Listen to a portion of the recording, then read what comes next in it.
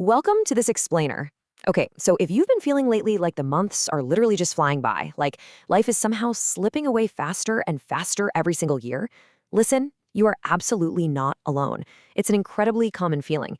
And today, we're going to break down exactly why this happens using the actual science of time perception. Think back for just a second. Can you remember how absolutely endless a summer vacation felt when you were a kid? I mean, it felt like an entire lifetime packed into just a few months, right? But contrast that with your life right now. An entire adult year can seem to just vanish in the blink of an eye. It's almost like someone hit the fast forward button on reality. Now, you might think this crazy contrast is just, harmless nostalgia, but it's actually not.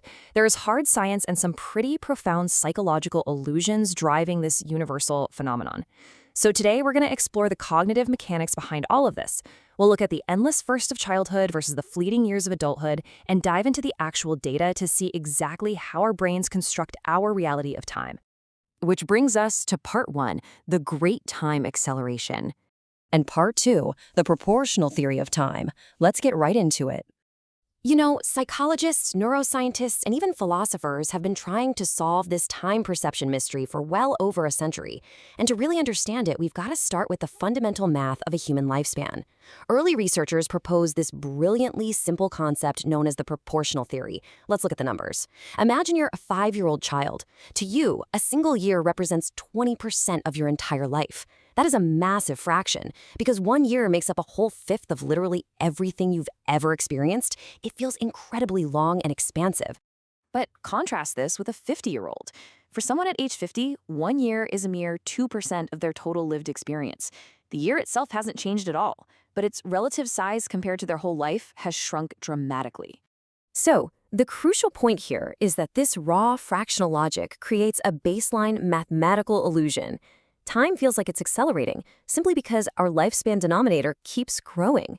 Each passing year is just a smaller and smaller slice of the pie. Moving on to part three, routine, novelty, and your brain. So math is obviously only part of the story. Transitioning from the math over to neuroscience, we need to look at how our brains encode memories and process information as we age, because how we record our lives fundamentally alters how fast we feel we're living them. And this brings us to the novelty hypothesis. Think about childhood for a second. It's completely packed with cognitive-heavy firsts. Your first day of school, learning to ride a bike, discovering new places.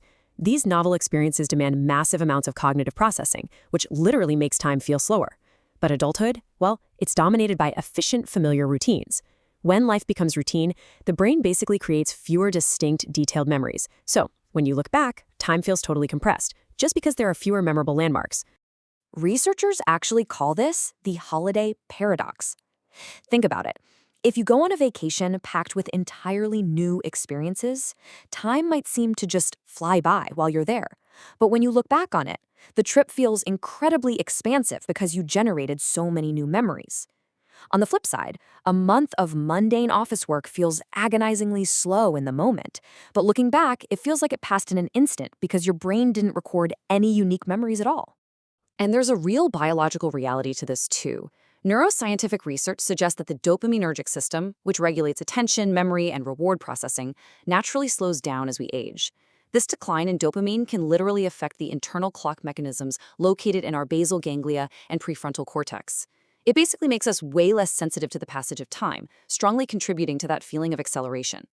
All right, part four, the time pressure memory bias.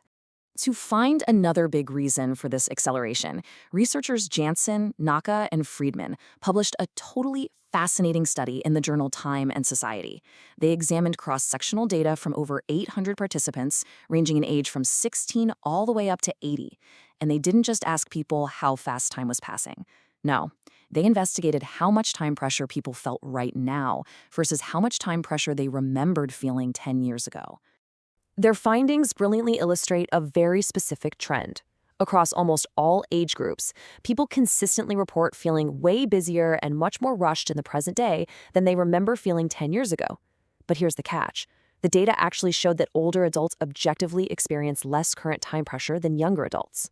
So what this reveals is a massive memory bias. We easily recall the stressful, incredibly busy, time-crunched moments of yesterday or last week, but we completely forget the mundane, busy tasks from a decade ago. We reconstruct our past as being far more relaxed and having much more free time than it actually did.